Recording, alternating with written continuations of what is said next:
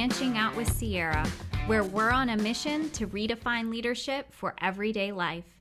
If you think leadership is about board meetings and business attire, let me show you something different. I'm Sierra, your host, here to show you that leadership isn't just about titles or positions. It's about influence and impact wherever you are.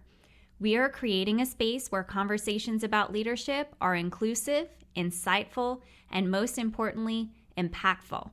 Whether you're a stay-at-home parent or a corporate executive, our discussions are tailored to help you grow in influence and make a real impact. I want to take a moment to start us off today to summarize our very first episode, where our theme was that leadership is more about influence and impact than anything else. It's not about positions or titles. We did talk about my journey to discovering the fact that I didn't have to wait until I held a specific title or role to have a true impact on people around me.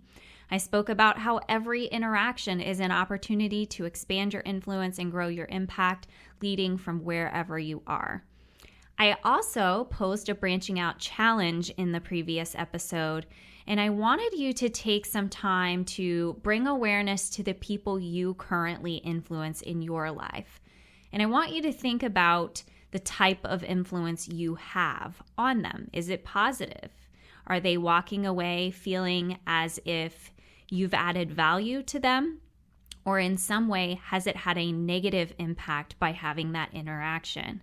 And then finally, I asked you to think about how you could be more intentional about having a positive impact on those around you. So if you haven't listened to that episode or you haven't taken on that challenge, I'd love to hear from you and see what you've discovered about those that you're already influencing on a regular basis. But it's time to move on to episode 2. And today's focus is really on self-awareness and its role as the foundation of effective leadership and personal growth. And it would have been very easy for me to just dive into all of the personal and professional development topics that I do want to cover over the course of this podcast. But I couldn't help but think we needed to start with a stronger foundation. And I believe you can't truly and effectively lead others until you lead yourself effectively. And that's why today's episode is about the leadership selfie, seeing yourself clearly to lead others effectively. So yes, you heard me right. I said the leadership selfie. So I'm sure you're wondering what I mean by that. So as we know, selfies are all the rage. Everybody wants to take selfies. What is that big difference between a selfie and a normal photograph?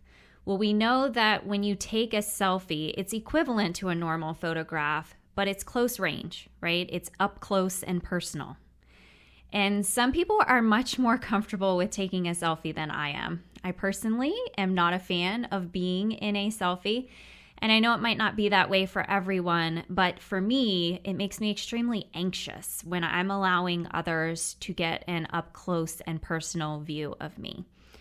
And it can be just as scary to get a snapshot of who you are as a person, beyond what you look like physically, but who you are as a person, meaning the way you interact with others, the way you're impacting and influencing others, really thinking about what motivates you, what you value, what value you bring to the table, where your strengths are, your areas of growth, what those may be, and so on.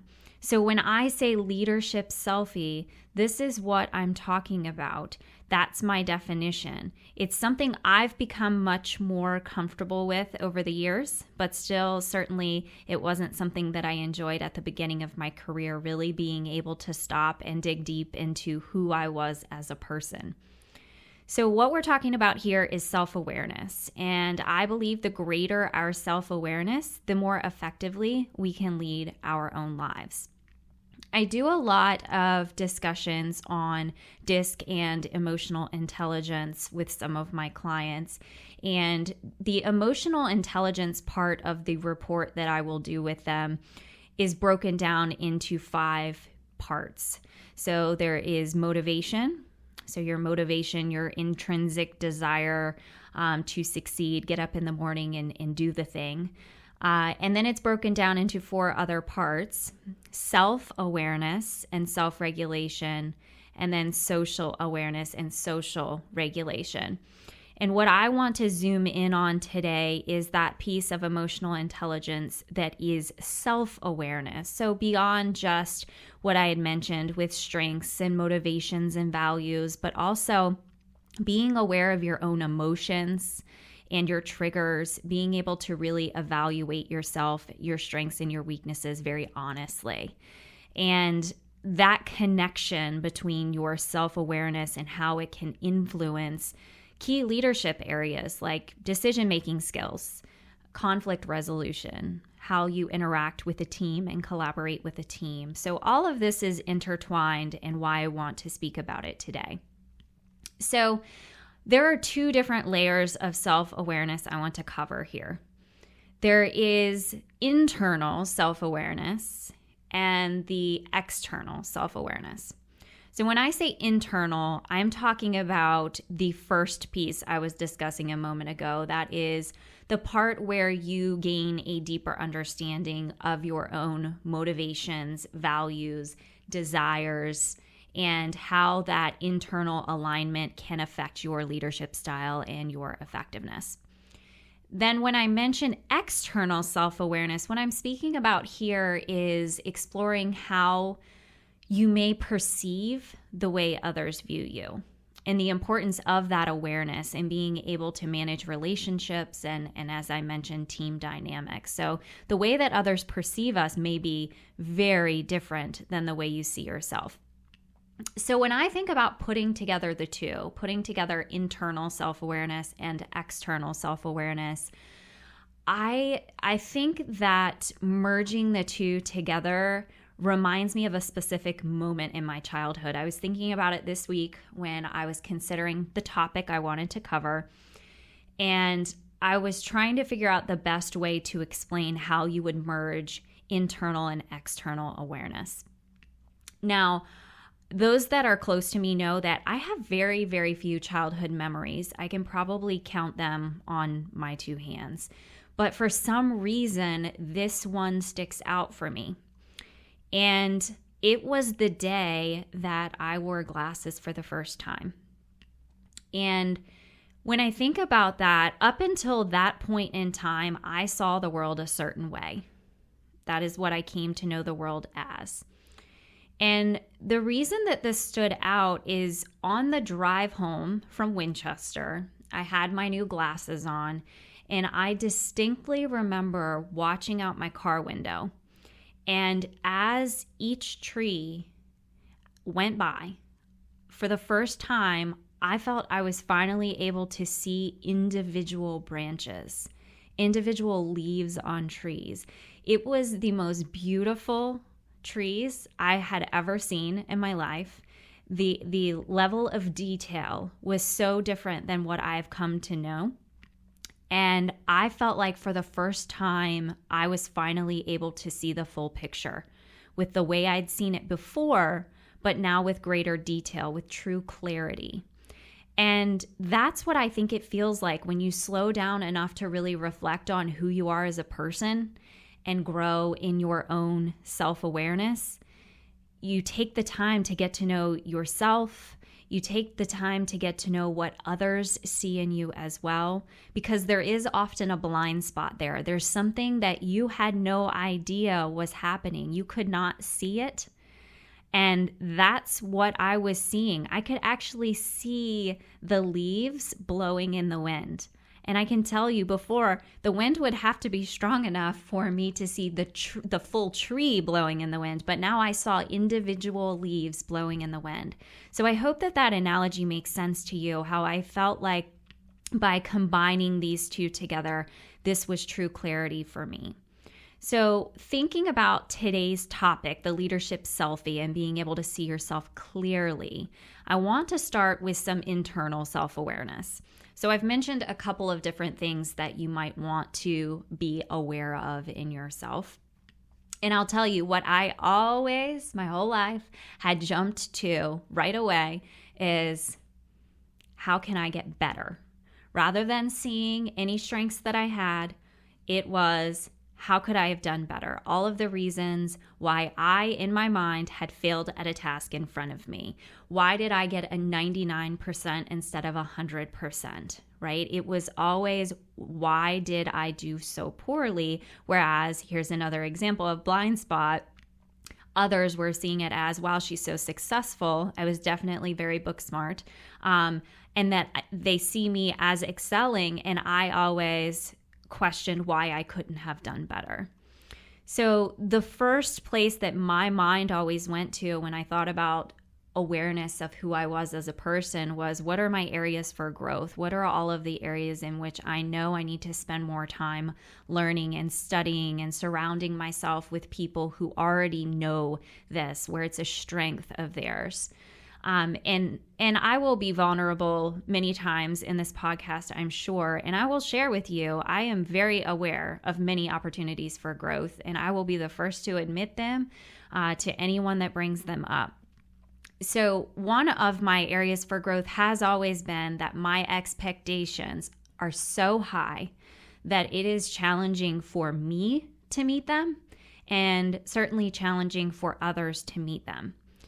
And this was especially hard for me to deal with as a classroom teacher, because I knew I had extreme perfectionist tendencies. And I knew that I also was in front of a classroom of students that I was influencing every single day. They were watching me. They were watching the way I responded in different situations. And I didn't want to model perfectionist tendencies for my students. I wanted to hold them to high standards, but I didn't want to carry over that challenge that I had to them. And I laugh about it now, but I did realize the moment that my students would tell me that when I made a mistake, when I was writing something on chart paper, I had written this beautiful, chart for everybody to see the visual on the wall of what we're talking about. And it might be the very last line. I would maybe misspell something, whatever it may be. I would make a mistake, and they'd see that pause. They'd see the pause as I determined, was I going to peel that off the wall and start completely over, because I could not have an error on that. I could not cross it out. It was just not the same. They would get on my case and say, Miss Collins, don't start over again. And it took me a while to get to the point where I wouldn't, that I would allow myself to make the mistake and cross it out and know that it was okay. And my students weren't going to be upset with me if there was a mistake in my work, that actually I needed to show them that that was okay. So when that started to become a common occurrence, that they were calling me out on it, I knew I had to change. So it took a while, but I got there. So awareness of the fact that I needed to strive for perfection at all time really led to this need to change the behavior, not just for myself, but also for those around me, because I knew it was impacting those around me. And I'm not going to tell you that I have totally overcome that today. I've shared it a couple of times with some of my clients. I have a perfectionist workbook that I love the exercises in, and it was very helpful. It's probably time to pull that thing out again. But I am aware that it's still an issue, but I give myself more grace than I ever have before. And to the point where I will actually scribble in my planner now, and it doesn't upset me. So I've come a long way. But all of that comes from an awareness that there was an issue. There was something I needed to change.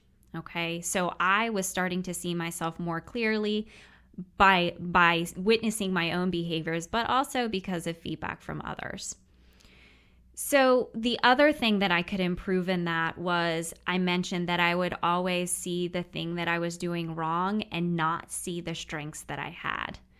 And I knew that that had to change as well, especially as a teacher and now as a coach. I need to help people around me to see their strengths and their value. I'm not going to have a conversation with someone and immediately jump into all the ways that they could improve. That would not serve anyone well.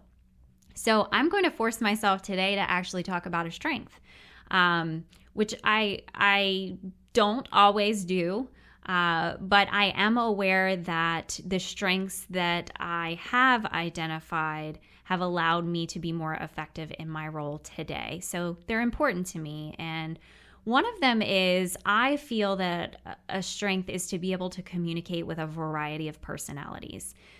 Being able to have a conversation with someone for the first time and build a quick relationship, get to know them at a deeper level, but also being able to see something from that person's perspective. And that's not easy for some people to do. You might be able to imagine what it's like to have had the experiences that someone had. But for me, for some reason, I have always not just been able to imagine it, but I feel emotion that other people feel. If someone is conveying a message to me and they are upset or they're crying, I actually will get tears in my eyes. I feel it. And so I sometimes see this as a strength and I sometimes see it as a fault in myself. But being able to really relate to people and communicate to all different personalities and see different perspectives, I think has served me well in life. And I've really thought about how can I use this skill to fulfill what I believe to be my purpose. So what I think I do with it is I use it to be able to effectively deliver information, to deliver knowledge, to share value with people around me, to be able to engage people in meaningful discussion, to facilitate, to lead activities and grow people's leadership capabilities. So I feel like this is a strength that I've really been able to tap into and bring into my business and what I'm doing today. So as you can see, knowing just one general strength and area for growth there, I am able to analyze how does that play into who I am today? How is it impacting my interactions with other people? And going back to episode 1, if it is not having a positive impact on people around me, I need to think about how I can modify my behavior to better meet the needs of those around me as well.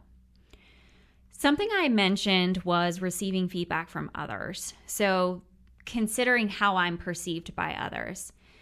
And I really struggled with this for a long time because I'm already very judgmental of myself, very critical of myself. When I first started as a classroom teacher, I was making a long commute every day to and from work. And my time in the car was reflection time. So all the way to work, I was thinking about that day, what lessons I was going to teach, how I was going to make sure I was facilitating instruction in a way that met every student's needs. I would think through every detail of my lesson and how I'm going to modify it if, time is limited. I'd think through everything, right? So lots of time for that reflection on the way in. And then on the way home, it was always, oh my gosh, what could I have done differently? That lesson didn't go perfectly. There was something I could have changed. If I were to teach this lesson again next year, what could I do to better reach my students? And that was the time for me to often be very critical of myself. So, like I said, I was already very aware of my faults and ways that I could improve as a teacher. And it was very hard for me to accept someone into my classroom to come tell me all the ways in which I needed to improve my instruction. I would get very defensive, to be completely honest. I would say, this person's coming into my room. They're there for a total of 5 minutes and they think that they know what I can do to be a better teacher for my students. They don't even know my students, right? That was the attitude that I had. Because in my mind, I'm already hard enough on myself. I don't need someone else listening to my every word, watching my every move, and finding fault in it. And boy, did I have to shift that mindset. I started to realize that the people coming into the room were sharing things with me that I never realized. I would have never picked up on my own. Something as small as I was focusing my attention on one side of the classroom more than the other. So, was I constantly interacting more with the left side of the room and my students on the right side of the room I'm not making eye contact with? It might sound silly to some, but that can be impactful. I would have never noticed that if someone weren't sitting in the back watching me. The words that I was using, there were so many things that I could change. We can't just listen to the feedback. We have to act on that feedback. We have to use it to recognize patterns in ourselves, certain behaviors that we otherwise would not have noticed. So if we think about being able to, expand our influence, to grow our impact on others, we have to commit to continuously learning. We have to be uncomfortable. We don't have to be uncomfortable. We might be uncomfortable while listening to feedback, but it's necessary in leveling up.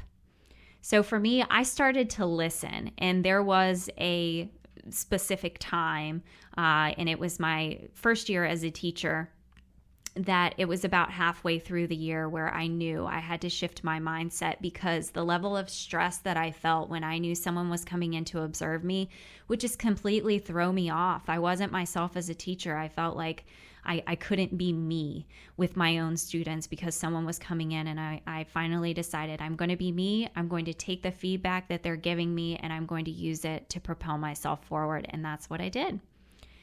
So beyond the classroom example, another time that I really had to face the reality that someone's feedback was something I really need to stop and listen to was when I first started my business.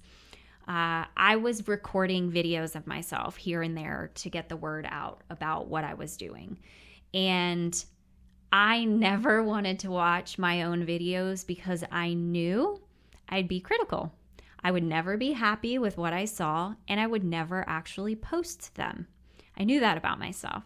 So what I did to deal with that was I would record them, I would not watch them back, and I would post them.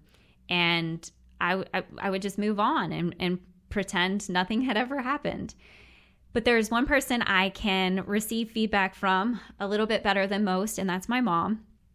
And after discussing with my mom, I realized the number of ums that I would use was insane. It was about every other word, to the point where it was a huge distraction for anyone listening to what I had to say. And I knew I had to do something about it. I knew I needed to build my confidence in speaking on the fly without a script, because for those of you that know DISC, I am extremely high C, very detail oriented. So I am used to having every detail of my life prepared in advance. I talked about my drive to work and having my lesson plan all prepared. I would think through any potential misconceptions the students might have. And if we're limited on time, where am I going to cut? If we have extra time, what can I add in? Every detail prepared in advance. But that is not going to come across very authentic when I am recording videos for this business. I needed to feel that I was confident in what I was doing, because that confidence was either going to shine through for the listeners or it wasn't. So I did something completely out of my comfort zone. If you have heard of Toastmasters before, I joined Toastmasters. If you haven't heard of it, look it up. It definitely helps folks with their confidence in their speaking abilities. For me, it was going to be important in improving my confidence and not just speaking in front of a group of people without having prepared every word in advance, but the improv portion of the meeting. The way it works is you are on the spot, literally provided a topic, and you have to speak for a certain period of time on that topic. You have no idea what it's going to be in advance. So put on the spot. While also, during this entire meeting, having someone count the number of filler words you use when you're speaking. So it was two really difficult things for me, being able to speak about something on the spot, improv, and to keep myself from using filler words like every time that I was thinking about what I was going to say next. I had to learn that I could actually just have silence and put together my thought. That was okay. I do admit that I still struggle with it a little bit today. My word now is so. You might have already picked up on it.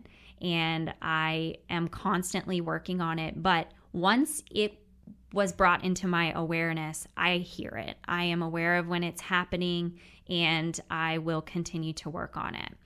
But as you can see, that feedback, someone else picked up on that. I had no idea how many ums I had said in the past. And now I have awareness of filler words. I've built more confidence in being able to speak on the spot about any given topic. I'm very grateful for my experience with Toastmasters. I stayed for about a year before I felt my schedule was to the point where I just could not have it in my life anymore, but I did find value in that. So anybody that's looking to improve their confidence in being able to put together presentations or speak in front of people, or really need to work on those filler words, that is a great idea. So I have talked about areas for growth, some strengths, getting some feedback from others.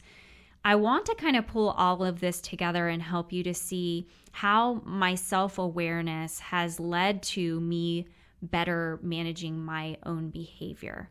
I want to make sure that my behaviors are in line with my goals. And if you think about it, unless you have written clear goals for yourself, you won't know if it's in alignment.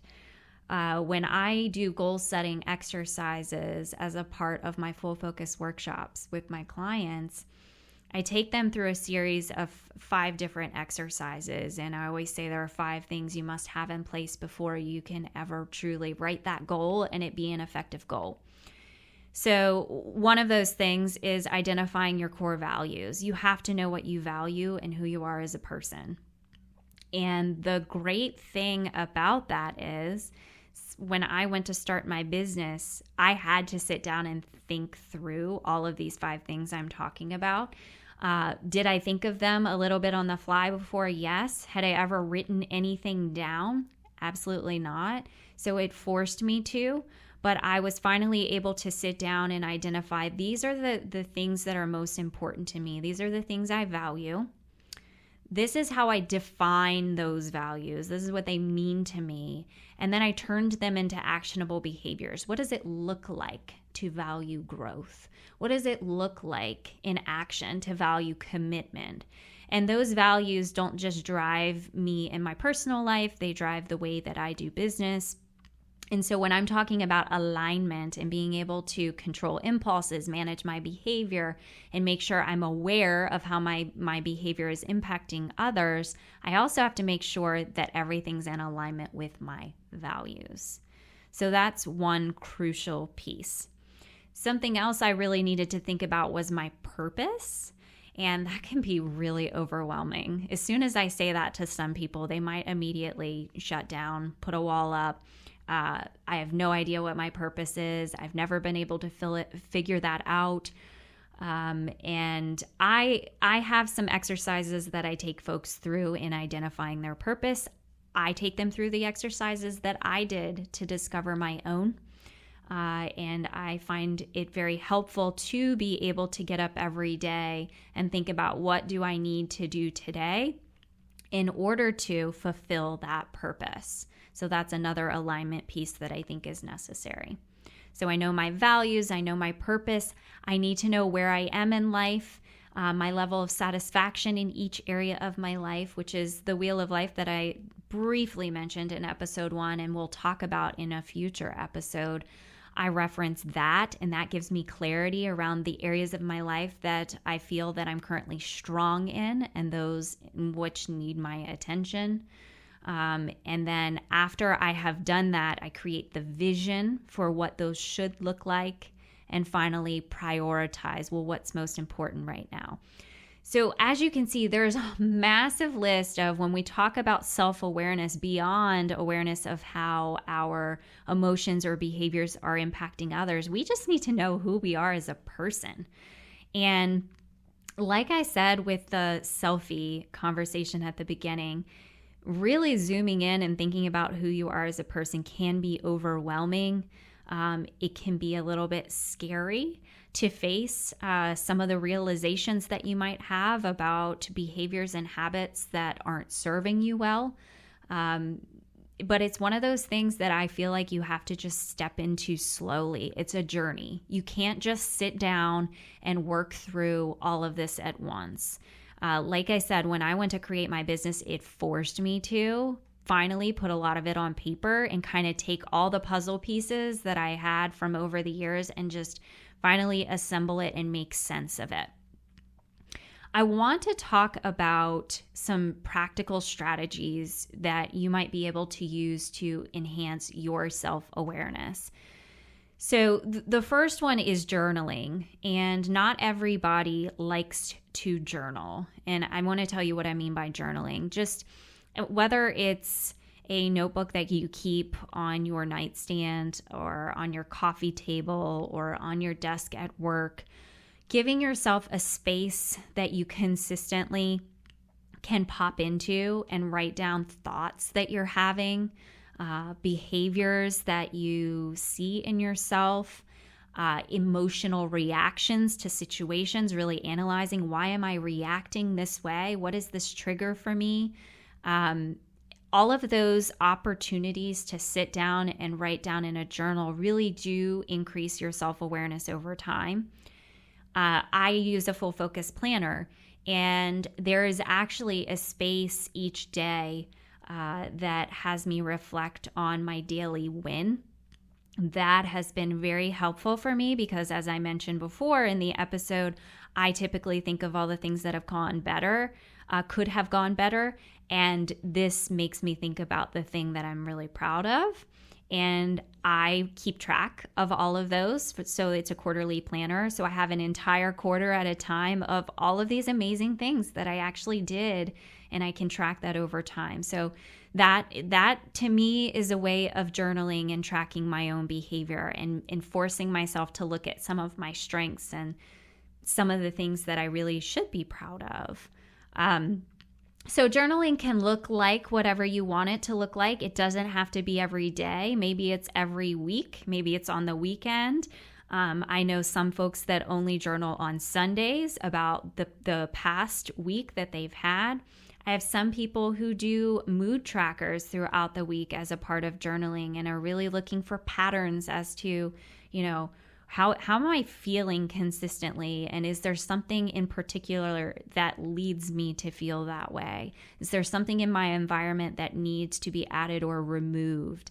All of these things could be documented in a journal.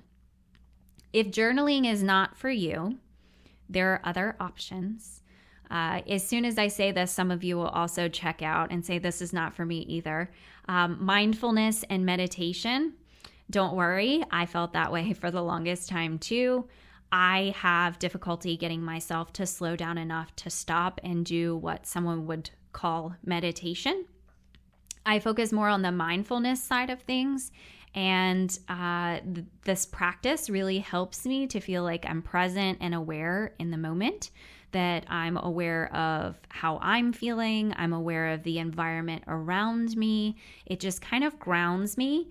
I use that exercise when I'm feeling anxious in some way or another. If I'm nervous and about to go into a situation that I don't know how it's going to go, I might prepare myself by just kind of putting away distractions and allowing myself to be present and in the moment. And you might think, well, how does that lead to self-awareness? Well, it's always interesting when you quiet all of the distractions around you, what your mind starts to do and what immediately pops into your head and what you're focused on. Sometimes you might have to repress some thoughts and push them back and refocus in on the thing that you want to. But I think that that's a great practice too, of really regaining control of your mind and being able to push out the thoughts that you don't want there and refocus every single time you get pulled away, refocus on the things that you do want to consider. So I believe that this will help you gain some self-insight, dig a little deeper into yourself. I'm not going to speak about meditation because I don't think I have ever actively meditated in my life. I consider it a mindfulness practice, but it's just not something that I have understood. It's kind of like yoga to me.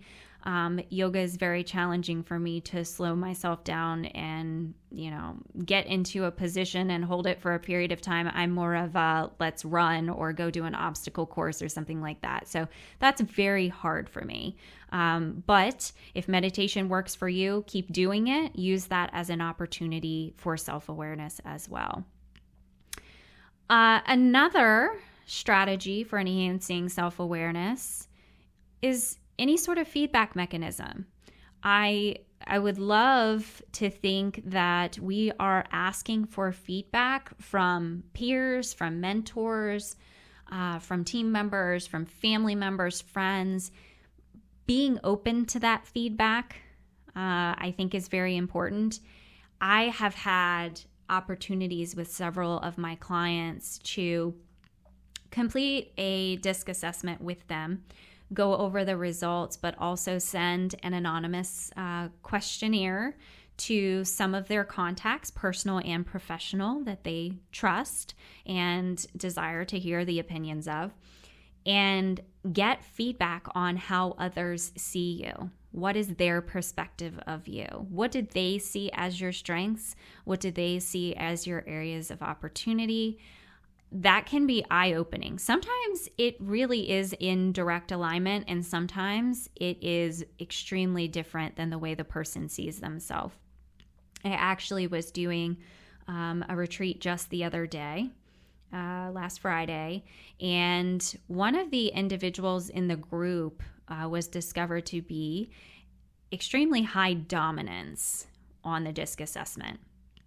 And it blew his mind that he was high dominance. He did not see himself that way at all, to the point where I was like, well, I don't know. Do we need to take this assessment again? Are you saying that this is incorrect? Because obviously we don't know each other well. I can't tell you. You know yourself better than anyone else. Do you think that this is inaccurate? But everyone on his team around him said, no, we see the dominance. We actually see that. But he thought of dominance as a negative thing, as, being so direct, not having tact, not being able to deliver messages effectively. And that was not how it was coming across at all. It was instead that he was a very confident decision maker. He would be able to move into a situation and be able to handle that without asking for support from others, asking feedback on how to do it. He would just do it and do it with confidence. And very focused on the end result. So very dominant behaviors, and several things that he said during the retreat, it became very obvious that he was dominant, but he was still trying to wrap his head around, I have never seen myself this way before. And I think it will take him a while to see himself that way, but having a room full of peers sit there and be able to tell him, we see this, but we see it as a good thing, I think that was really helpful for him. So keep in mind, the feedback of others is extremely valuable, though it may be difficult to hear sometimes. It is a great opportunity to bring greater self-awareness to your life. So hopefully between those three strategies, so journaling, mindfulness/meditation, whatever you choose to do there, and gaining feedback from others, feedback mechanisms, would be my third suggestion to enhance self-awareness. So I want to kind of recap what we're talking about here today. So we're talking about being able to bring awareness to your strengths, challenges, triggers, motivations. Doesn't matter. Getting to know yourself better leads to greater self-regulation, being able to control your own behaviors, being able to modify them as necessary, and more effectively leading your own life. Because again, I did not want to dig into effectively leading others until we spent some time thinking about seeing yourself clearly to lead others effectively. My intent for every episode is to pose a branching out challenge. And I had mentioned at the beginning of this episode, our challenge from last time. And I want to share with you what I'd like you to focus on in the coming week.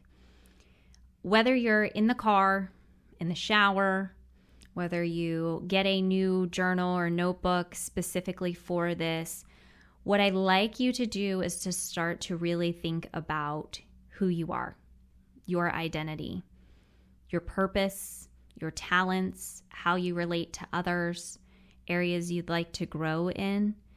Just really start to bring awareness to who you are as a person. Maybe you do this already. Think about how you can take that to the next level. What is the one thing that you haven't really thought about in relation to who you are? Your behaviors, your triggers, your emotions. So think about that over the next week. And I would love to hear from you. I want to hear from the listeners. Please share your experiences with the challenge. You can share it on social media. You can send us an email at info@branchingoutpodcast.com. I really want to create a community of growth here so you feel as if you have someone to speak to about these topics that we cover in the episodes. So be sure to reach out. We will respond to all messages, so make sure you take the time to let us know what you're up to and if you're finding value. So what I feel is important from today that I would love to stick with you is it's time for you to zoom in real close and take that leadership selfie. Get to know who you are as a person. And I would love to hear that you're bringing others along on the journey. So if you know of someone that would benefit from what we talked about in today's episode, please share it with them. Make sure that you are subscribing as well so you're updated when new posts are launched. And we are now on Spotify, iHeartRadio, YouTube, Apple Podcasts. The list goes on, all of your favorite podcast platforms, so you can catch us there.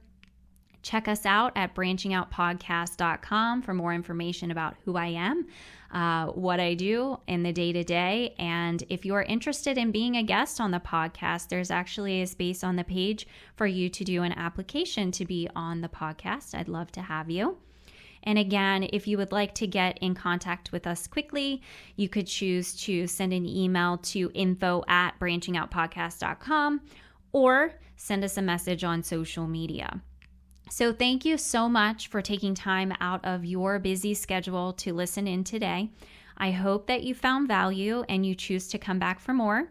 In the meantime, please share this episode with those in your life that you feel need a reminder to stop, slow down, think about the impact they're having on the lives of people around them and ways they continue to grow that impact based on self-awareness and who they are as a person. So try to take a leadership selfie or two and see yourself a bit more clearly. Until next time, keep branching out.